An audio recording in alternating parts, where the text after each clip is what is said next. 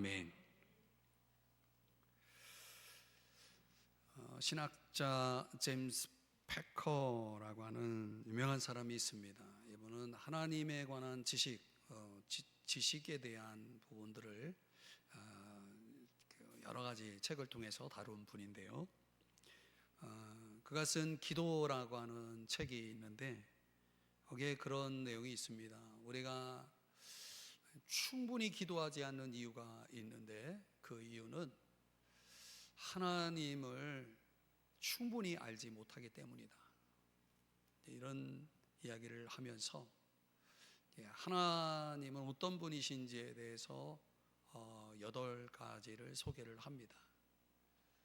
사실 우리가 신앙생활을 하면서 하나님과 나와의 관계는 사람들이 잘 모르잖아요. 내가 하나님과의 관계를 맺고 지금까지 10년, 20년 신앙생활을 해오는 가운데 내가 알고 있는 하나님, 오늘 설교 제목이 나의 간증, 나의 기도인데요.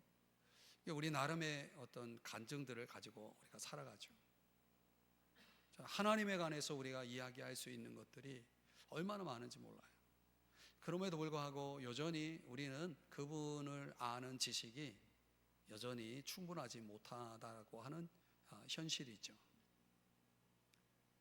충분히 알지 못하기 때문에 어떤 영향을 받냐면 우리가 하나님 앞에 더 깊이 충분하게 기도하지 못한다는 거예요. 그러니까 기도의 세계라고 하는 것은 하나님과의 관계 속에서 비례하고 있는 거죠. 그분의 인격적이다, 또 삼위일체 하나님이시다, 완전하시다, 권능이 충만하시다. 하나님은 우리 각 사람에 대한 목적을 갖고 계시다, 약속을 지키시는 분이시다. Promise keeper, 약속을 그분은 신실하게 지키시는 분이다. 그분은 우리의 아버지가 되시고 그분은 찬양을 받으시기에 합당하신 분이시다. 요약하면 이런 내용으로 하나님을 소개합니다.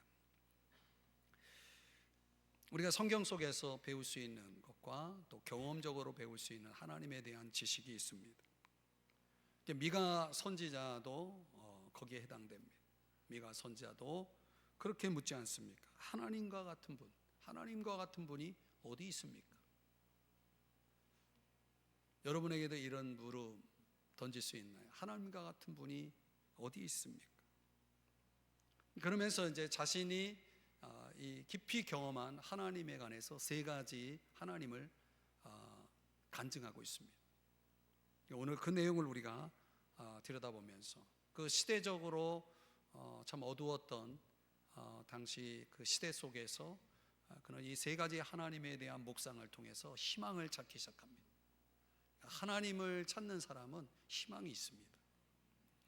오늘 저와 여러분이 믿는 하나님은 어떤 분인지 미가가 간증하고 있는 그의 하나님에 대해서 함께 살펴보면서 나는 어떤 하나님을 믿고 있는가, 나의 하나님은 어떤 분이라고 감히 우리가 간증할 수 있겠는가, 또 그런 하나님을 믿는 내가 그분 앞에 드려야 할 기도가 무엇인지를 오늘 우리 이 시간, 짧은 시간이나마 3가지를 함께 생각해 보려고 합니다. 첫 번째, 이 선지자의 간증.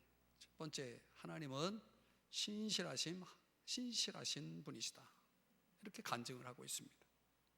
자, 본문 1절 2절 말씀해 보면 이렇게 시작합니다. 첫 단어가 재앙이로다, 나여.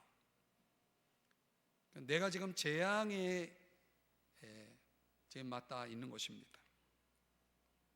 그러면서 내 마음에 사모하는 처음 익은 무화과가 없도다. 2절에 보니까 경건한 자가 세상에서 끊어졌고 정직한 자가 사람들 가운데 없도다.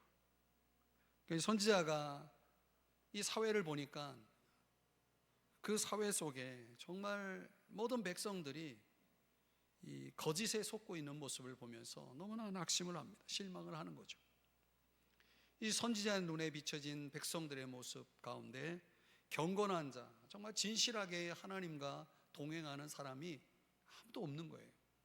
한 사람도 없는 거예요. 정직한 사람들이 없는 것입니다. 이런 현실을 놓고 선지자는 너무 마음이 슬픈 거예요. 4절이야 6절의 말씀에 보면은 그들의 가장 선한 자라도 가시 같고 가장 정직한 자라도 찔레 울타리보다 더하도다. 아무런 기대할 것이 없는 거죠. 더욱이 5절에 보니까 너희는 이웃을 믿지 말며 친구를 의지하지 말며 내 품에 누운 여인에게라도 내 입의 문을 지킬지어다. 그러니까 이웃이 이웃을 믿을 수 없는 사회, 친구들조차도 서로를 의지할 수 없는 사회, 더 심지어 가족들조차도 서로를 적으로 여겨야 할 이런 정도로 사회는 무너져 있는 것입니다. 오늘날은 어떨까요? 우리 시대는 어떻습니까? 우리는 충분히 서로를 믿을 수 있습니까? 의지할 수 있습니까? 그런 사회라고 여러분 생각하지 않죠? 그만큼 어두워져 있는 이 유다 백성들 가운데 그럼에도 불구하고 미가라고 하는 선지자는 그 신실함이 더 빛나고 있음을 볼 수가 있습니다. 그 고백을 7절에서 보게 되는데요, 우리 7절은 다 같이 한 목소리로 읽겠습니다. 시작.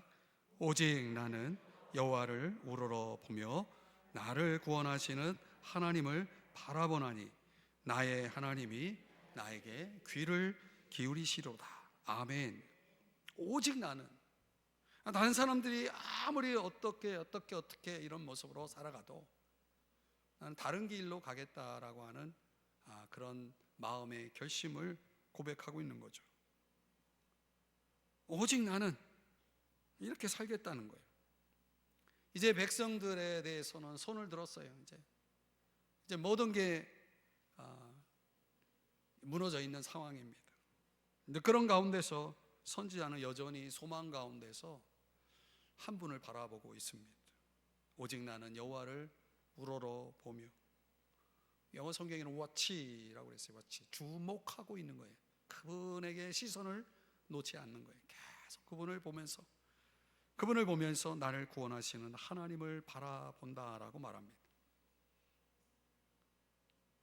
그러니까 이런 현실 속에서도 여전히 소망을 붙잡고 있는 이유는 바로 그 하나님, 자기의 기도를 들어주실, 응답하실 그 하나님을 바라보고 있기 때문이라고 말씀하고 있는 거죠. 이런 하나님에 대한 기대와 소망이 이 미가 선지자에게 있는 이유는 그분은 어떤 분이시기 때문에요. 20절 다 같이 자막의 내용을 보시면 주께서 성실을 베푸시며 라고 했어요. 성실. 이 성실이라고 하는 단어는 신실하심을 의미하는 에메트라고 하는 단어를 사용하고 있습니다. 이 에메트라고 하는 단어가 굉장히 언약적인 단어입니다. 그러니까 하나님께서 약속하신 것을 신실하게 이루시는 분임을 강조할 때 이 에메트, 성실이라고 하는 단어를 사용합니다. 그런데 그 성실을 베푸시는 하나님이 누구에게 베풀어 달라는 요청을 하고 있습니까? 이 미가 선자의 기도가 뭡니까? 야곱에게.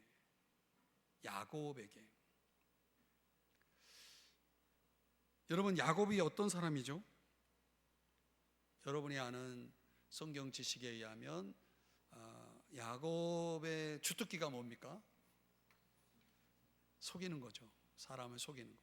형을 속이고 아버지를 속이고 심지어 하나님도 속이려고 했던 사람 아닙니까? 야곱이라는 사람은 전혀 믿을 수 없는 사람이죠.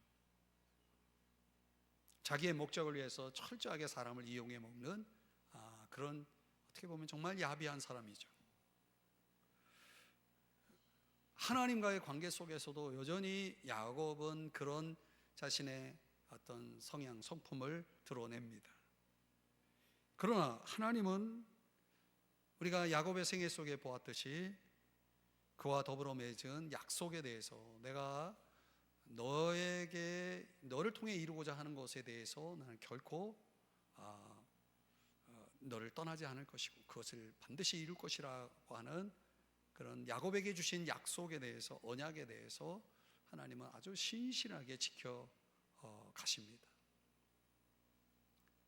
이 험난한 세월을 보낸 이 야곱의 생애 속에서 하나님은 한순간도 그분의 손길을 놓친 적이 없습니다. 정말 지렁이 같은 야곱아, 이사야 선지자가 그렇게 소개하잖아요. 이 야곱은 정말 신실하지 않은 사람인데도 불구하고 하나님은 야곱을 향해서 여전히 신실하셨다라고 하는 것입니다. 그러니까 미가 선지자가 그 신실함을 누구에게? 야곱에게 베풀어 달라고 하는 것은 그 야곱이 누구라는 거예요? 자기를 포함한 지금 이 무너져 있는 백성들의 모습, 야곱과 같은 이런 존재들을 향해서도 주님 신실함을 베풀어 달라고, 성실함을 베풀어 달라고 그렇게 기도하고 있는 거죠. 여러분, 오늘날 우리가 사는 이 세상은 약속이 얼마나 소중해져 있는지 여러분들이 잘 느끼고 있죠. 약속이라는 것이 소중해질 수밖에 없는 이유는 오늘날의 세상은 약속을 너무나 쉽게 깨버리기 때문에, 그 약속이라는 것이 자신이 한 약속에 대해서 전혀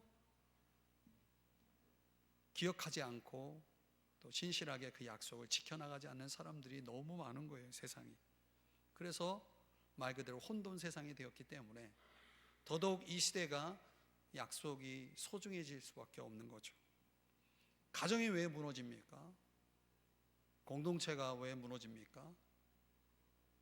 국가가 왜 혼란에 빠져 있습니까? 정치는 왜 이렇게 혼탁합니까? 다 어디서 오는 겁니까? 약속을 지키지 않는 것에서 오는 거죠. 오늘 우리는 어떻습니까? 우리는 약속을 잘 지키십니까? 하나님과의 약속 잘 지키십니까?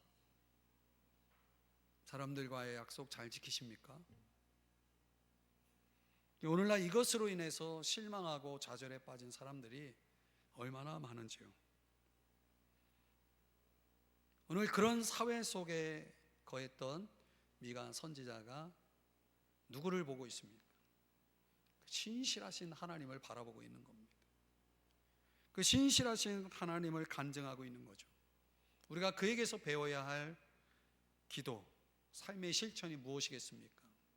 이 어두운 세상 속에서, 희망을 잃어버린 사회 속에서 적어도 예수를 믿는다라고 하는 나부터라도, 우리의 믿음의 공동체를 통해서라도 진정 믿음을, 소망의 항구를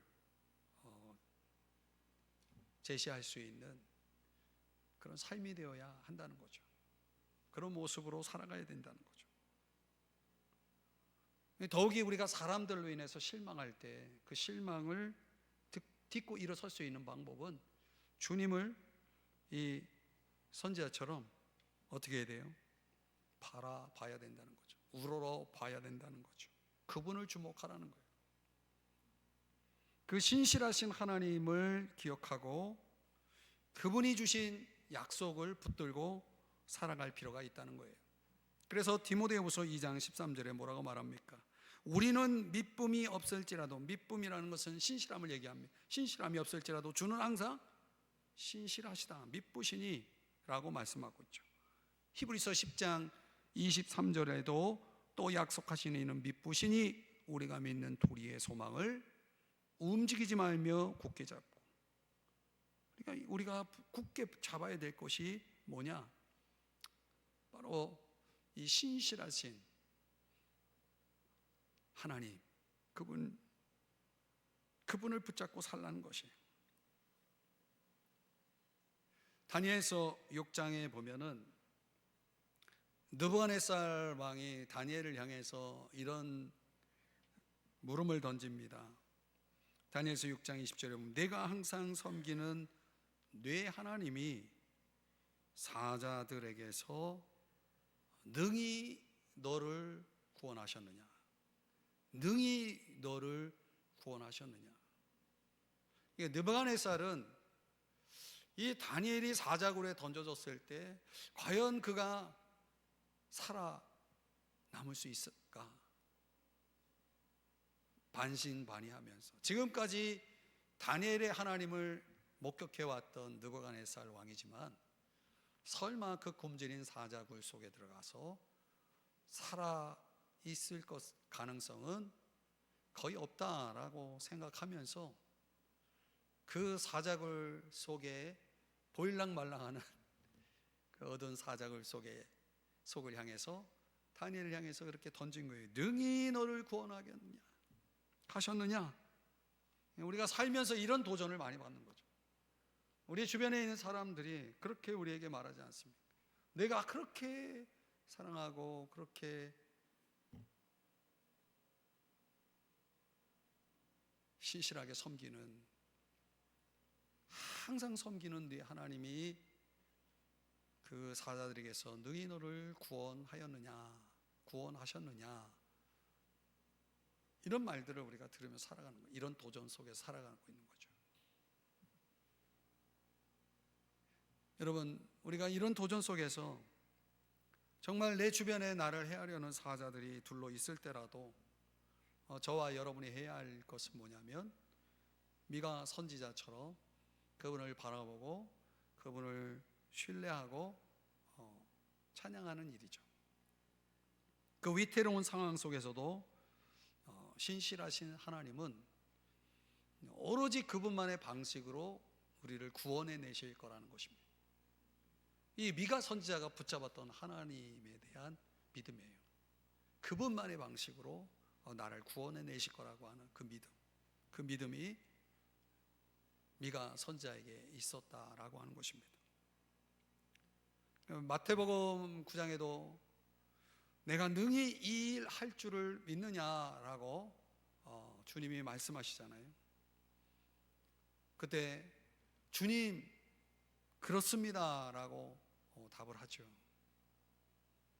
여러분, 우리가 종종 주님 앞에서 그런 물음을 던질 때가 있어요. 의문표를 던지죠. 주님이 정말 하실 수 있습니까? 주님 앞에서 그렇게 말하지 말아야 됩니다. 우리는 항상 주님은 하실 수 있습니다 라고 고백하는 저와 여러분이 되기를 주의 이름으로 축복합니다. 주님은 하실 수 있는 거예요. 그분이 능하지 못할 일이 있겠습니까? 그분에게 한계가 있겠습니까?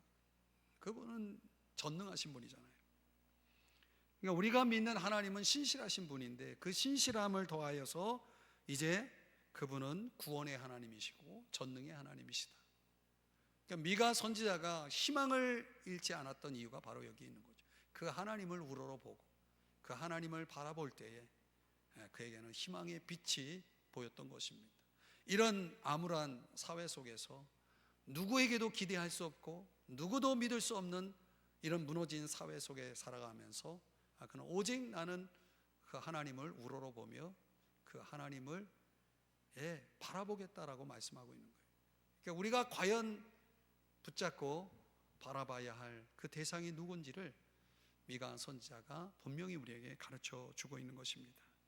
오늘 저와 여러분도 오직 나는, 다른 사람은 어떤 길을 가든 오직 나는 이 길을 가겠다. 어떤 길? 하나님을 바라보고 그 하나님을 의지하며 살아가는 길. 이것이 나의 간증이고 이것이 나의 기도가 되어서 살아가겠다라고 하는 오늘 여러분의 고백, 그것을 주님이 듣고 싶어 하신다는 것입니다. 여러분에게 구원의 은총이 여러분의 삶을 그분만의 방식으로 여러분의 인생을 건져 주실 것을 믿으시기 바랍니다.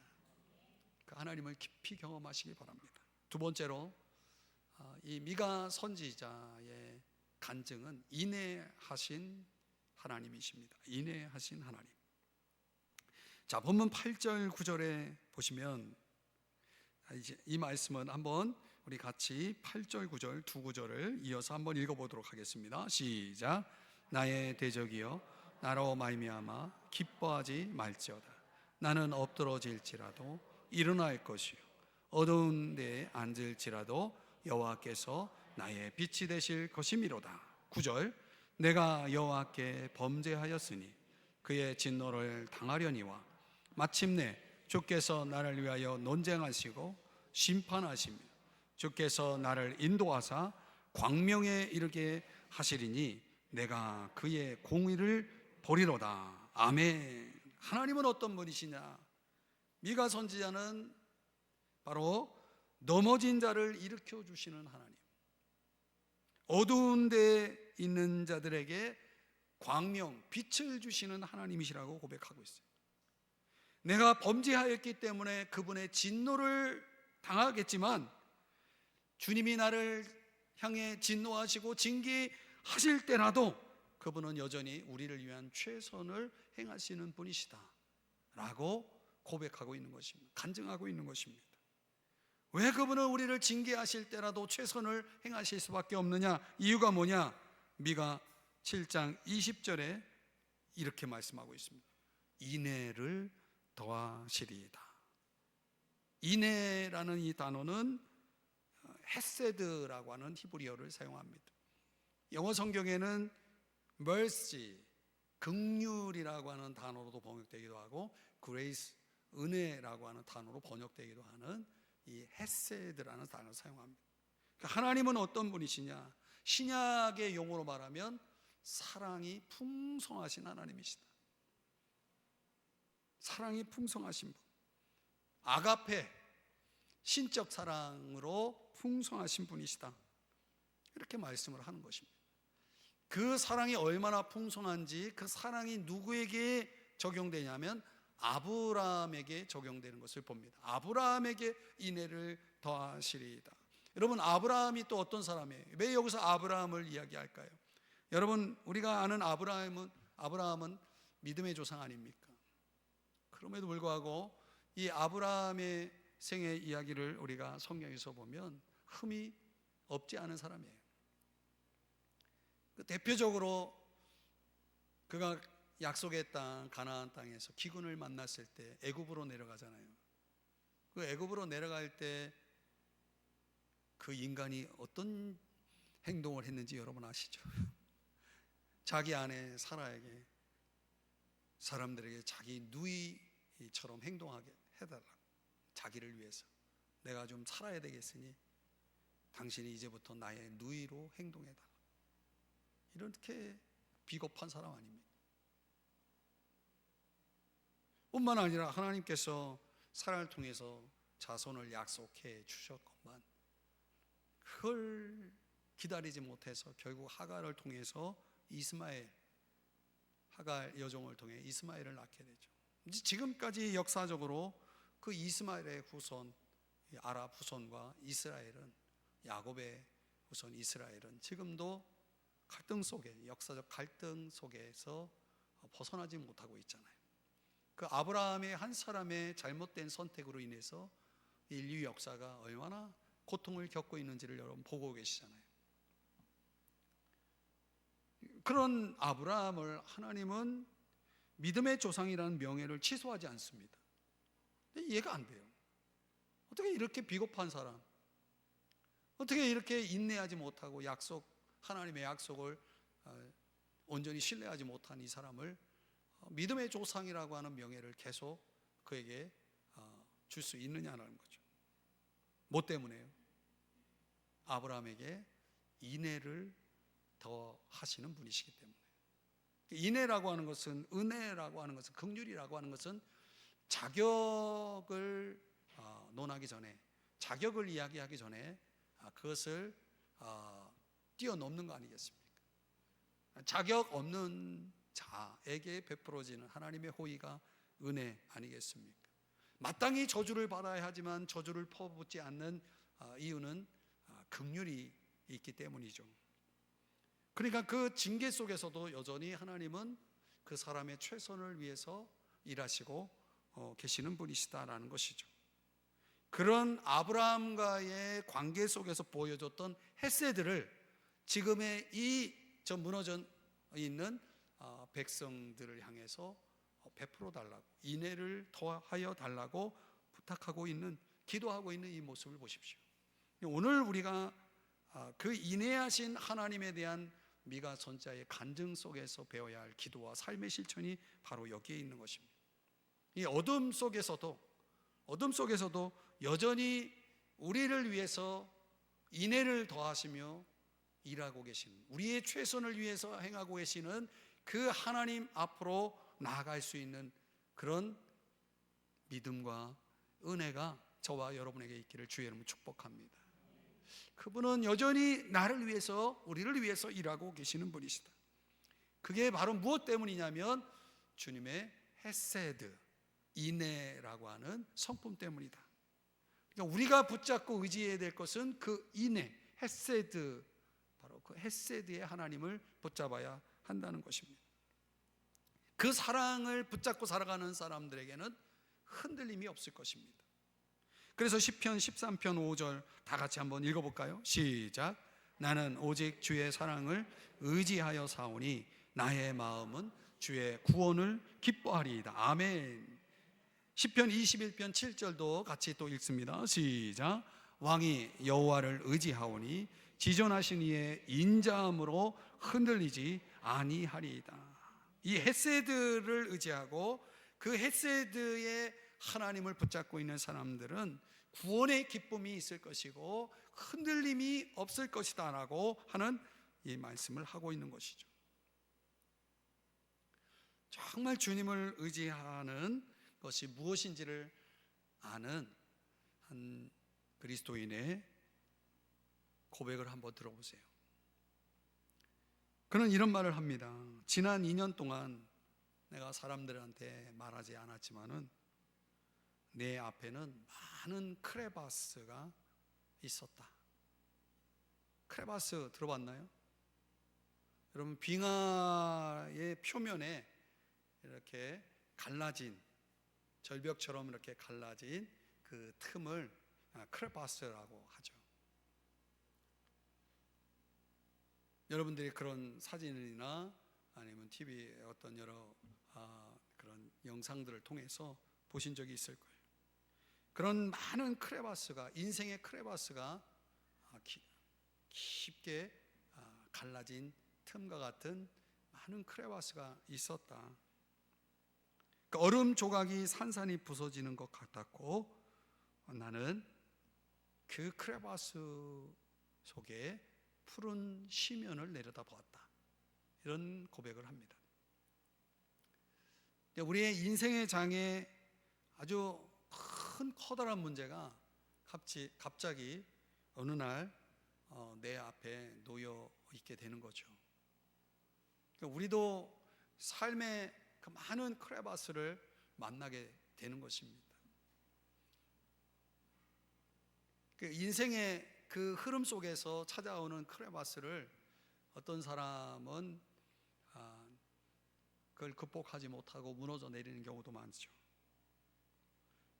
그 바다의 깊은 심연 속으로 가라앉게 되는 그런 일들이 우리의 삶에 일어날 때 그 주님을 의지하는 것이 무엇인지를 안 이 사람은 그것을 아주 영광스러운 일로 받아들였다라는 그런 간증이에요.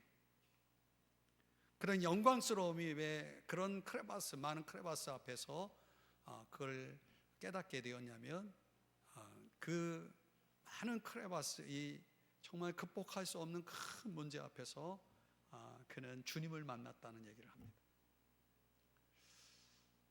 그러니까 우리가 정말 주님을 인격적으로 만나는 그런 우리의 담회색들이 신앙인들마다 있는데 우리가 주님을 더 깊이 만날 때가 있어요. 그때가 그 바다 시면의 깊이를 내려다 볼 때죠. 한 발도 내딜 수 없는 그 바다의 시면 절벽에 이제 서 있을 때가 있는 거죠. 앞으로 나갈 수 없는 때. 그때 주님이 얼마나 위대하신지, 그분이 얼마나 우리를 위해 영광스럽게 일하고 계신지를 경험할 수 있는 절호의 기회가 된다. 그래서 시편 107편에 그런 고백이 나오거든요. 광풍을 고요하게 하사. 도저히 내가 감당할 수 없는 큰 크레바스 앞에 주님께서 그 벌어진 틈들을 메꾸시고 나로 하여금 앞으로 나아갈 수 있게 하시는 하나님의 그 손길이 있어요. 문득문득 그런 삶의 자리를 돌아보면 정말 하염없이 눈물이 흘러나올 때가 있어요. 저도 어떻게 그때를 지나왔는지 돌아보면 정말 주님의 기적이 아닌가, 이 또한 주의 크신 은혜가 아닌가라는 생각을 하게 되는 거죠.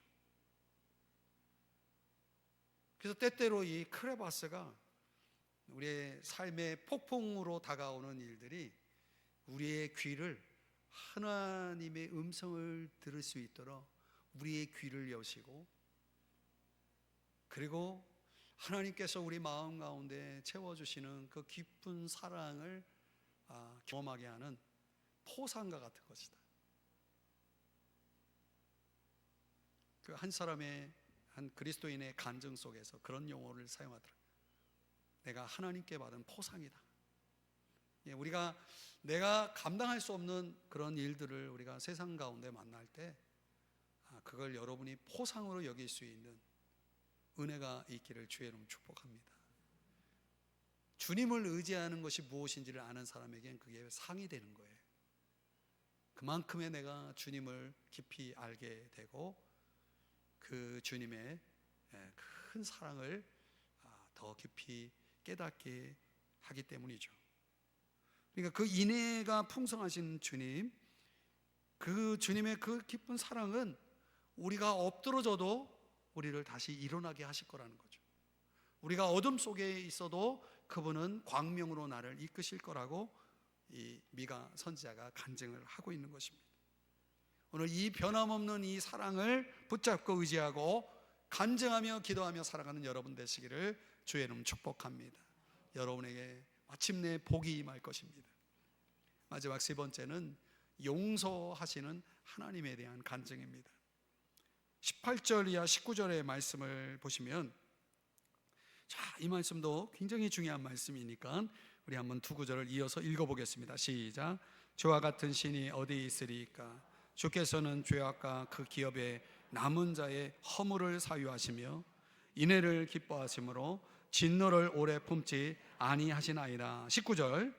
다시 우리를 불쌍히 여기셔서 우리의 죄악을 발로 밟으시고 우리의 모든 죄를 깊은 바다에 던지시리다. 아멘. 그러니까 미가의 간증은 한마디로 지난날의 죄악들을 씻겨주시는 분, 나의 죄를 사유하시는, 용서하시는 분이시다라고 간증을 하고 있습니다. 이 미가 선지자의 이 말씀 18절 19절의 말씀은 지금의 유대인들이 속죄의 날, 욤키퍼가 되는 속죄의 날, 우리로 말하면 새해를 시작하면서 그들이 하나님 앞에 깊이 회개할 때 낭독하는 말씀이라고 하죠. 그래서 이 말씀을 낭독하면, 미가서 7장 18절 19절의 말씀을 낭독하면서 그들이 새로운 한 해를 맞이하면서 샤나 토바라고 하는 인사를 한다고 합니다. 우리로 말하면 새해 복 많이 받으세요. 우리의 인생의 새로운 출발은 바로 이 속죄라고 하는 이 은혜, 죄 사함이라고 하는 이런 은혜를 거쳐야만이 새로운 날이 시작될 수 있는 거죠. 우리 주님은 우리에게 이렇게 자비를 베풀기를 기뻐하시는 분이시라는 것입니다. 그래서 우리의 죄악을 19절에서 말씀하는 것처럼 마치 패배한 원수처럼 우리의 죄악을 발로 밟으시고 우리의 모든 죄를 깊은 바다에 던지신다라고 말씀하고 있어요. 시편 103편 12절에서는 우리의 죄가를 멀리 옮기시는 분이시다라고 말씀하고 있고, 이사야 38장 17절에서는 우리의 모든 죄를 주의 등 뒤에 던지셨나이다. 그래서 더 이상 우리가 우리의 죄악을 찾아볼 수 없을 만큼 주님 우리의 모든 죄의 문제를 이렇게 처리하시겠다라고 하는 것입니다. 왜 그렇게 하시느냐? 왜 주님은 우리의 죄를 용서하실 수밖에 없느냐? 그 이유는 요한일서 1장 9절에 말씀하는 것처럼 우리를 깨끗하게 하시기 위해서, 깨끗하게 하시기 위해서. 요한일서 2장 1절에서는 뭐라고 말씀합니까? 너희로 죄를 범하지 않게 하려 함이라. 다시는 그 죄를 범하지 않게, 우리로 하여금 새롭게 살도록 하기 위해서, 그런 삶을 기대하기 때문에 우리의 죄를 용서하신다라고 말씀하는 거죠. 간음하다 잡혀온 여인을 향해서 나도 너를 정죄하지 않는다라고 선언하시잖아요. 그 죄의 용서를 선언하신 후에 우리 주님이 그 여인을 향해서 뭐라고 말씀합니까? 가서 다시는 죄를 범하지 말라. 그러니까 우리를 사유하시는, 용서하시는 하나님의 의도는 다시는 그 죄를 반복해서 범하지 말라라는 주님의 그 의도가, 목적이 있는 것입니다. 그러니까 용서의 목적은 그 죄로 인해서 더 이상 우리가 하나님이 원치 않는 길을 걸어가지 않기를 바라시는 거죠. 같은 죄에서 벗어나서 새로운 삶을 살아가게 하기 위해서, 그런 목적으로 우리의 죄를 용서하신다는 사실을 아셔야 됩니다. 그러니까 우리가 적어도 이 용서의 하나님을 우리가 깊이 안다면 우리는 어떤 죄악들을 반복해서 범할 수가 없는 것입니다. 우리가 여전히 주님 앞에 엎드려 회개하지 않으면 안 되는 그런 연약성을 가지고 살아가죠. 하나님의 은혜를 만나기 전에 인간의 실존을 가리켜서 로마서 5장에서는 세 가지로 표현하잖아요. 우리가 아직 연약할 때, 죄인 되었을 때, 원수가 되었을 때에 그리스도께서 우리를 위해 죽으셨다라고 말씀을 하시죠. 그 죽으심에 합당하게 저와 여러분이 그 풍성한 십자가의 은혜를 깨달아서 저와 여러분이 그 은혜를 입은 자라면 거기에 합당한 반응은 고린도후서 5장 19절에서 말씀하는 것처럼 화목하게 하는 삶을 살아가라고. 이제는 죄로 인해서 다른 사람들을 무너지게 하고 넘어지게 하고 실패하게 하고 망하게 하는 것이 아니라 이제는 그 죄에서 벗어나서 다른 사람들을 하나님과 화목하게 하도록 하는 그런 피스메이커의 삶을 살아가게 하기 위해서 우리에게 복음을 주시고 우리에게 은혜를 주시는 것이다 라고 말씀을 하고 있는 것이죠. 용서하시는 하나님, 그 미가 선지자의 간증과 기도를 통해서 저와 여러분이 배워야 할 기도와 삶의 실천이 바로 그것입니다. 이 죄인 중에 괴수인 나 같은 죄인을 위해서 주님이 십자가에서 피 흘려 죽으셨다는 사실을, 그 은총을 우리는 늘 감사하면서 살아가야 하는 거죠. 그리고 그 감사가 이제는 우리로 하여금 화목하게 하는 말씀을 부탁하셔서 그 화목하게 하는 삶을 우리의 삶의 과제로 던져주셨으니 이제는 우리가 화목하게 하는 인생을 살아가야 되는 겁니다. 그 화목하게 하는 인생의 그 전제가 뭐겠습니까? 내가 다른 사람을 용서할 수 있어야 되는 거죠. 그래서 주님이 우리에게 베풀어 주신 그 사죄의 그 삶을 우리도 본받아 살아가야 되는 거죠. 누가복음 23장 34절에도 말씀하잖아요. 우리 자막의 내용만 같이 읽어볼까요? 시작. 아버지, 저들을 사하여 주옵소서. 자기들이 하는 것을 알지 못함이니이다. 아멘. 그렇습니다, 여러분. 우리가 주님의 용서를 입고 그 은혜에 감사하는 마음으로 살아갈 때 이제는 주님의 용서를 우리도 본받아서 용서하고 화목하게 하는 그런 삶의 역할을 감당하면서 살아가는 것, 이것이 오늘 저와 여러분이 미가 선지자의 간증을 통해서 배우는 우리의 기도요 삶의 실천인 것입니다. 자, 이제 우리의 말씀을 적용해 보면 우리의 날들이 아무리 어두워도 주님의 약속의 빛은 여전히 빛나고 있다는 사실입니다. 우리의 상황이 아무리 혼란스럽고 두렵더라도 주님의 성품은 여전히 동일하게 유지됩니다. 그분은 여전히 신실하시고요, 그분은 여전히 인내하시는 분이고, 그분은 여전히 우리를 사유하시는, 용서하시는 분이시다.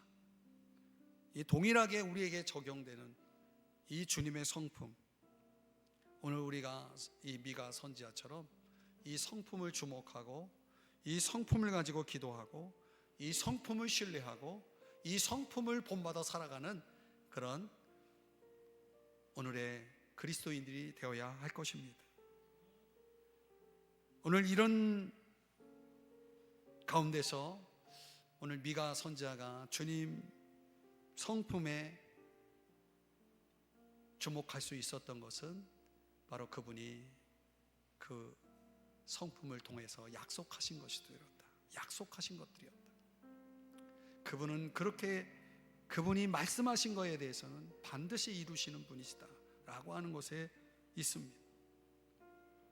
주 예수 그리스도께서 2000년 전에 이 땅에 오실 때 많은 구약의 약속들을 성취하셨지만 이제 나머지 약속들도 다 성취를 하실 것이에요. 그분이 얼마나 많은 약속을 하셨든지 간에 그분은 그것을 반드시 이루실 것이다. 그리스도 예수 안에서 그분은 항상 예스가 되시는 분이시다. 고린도후서 1장 20절에서 말씀합니다. 그러니까 오늘 우리가 그 성품을 저와 여러분이 기억하고 그 성품이 그분의 약속이고 그분의 약속은 반드시 이루어진다면 오늘 저와 여러분이 그분의 신실함, 인애로우심, 사유하심, 오늘 그 모든 성품들을 의지하고 기도하고 삶의 자리에서 그분의 성품을 본받아 살아가는 그런 충만한 인생 되어지기를 주님의 이름으로 축복합니다. 오늘 미가 선지자의 마지막 그 간증과 기도의 말씀을 여러분의 오늘의 기도에 적용해서 우리 주님의 이 귀하신 성품을 반영해서 주님 앞에 기도할 때 주님께서 여러분을 위해서 일하실 것을 믿습니다. 기도하겠습니다. 사랑하시는 주님,